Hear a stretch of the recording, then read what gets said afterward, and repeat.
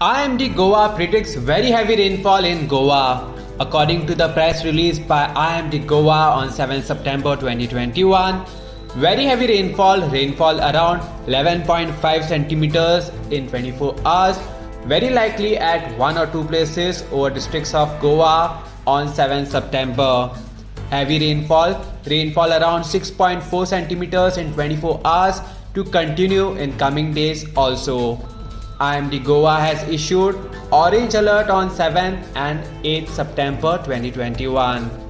IMD has issued yellow alert on 9th, 10th and 11th September 2021.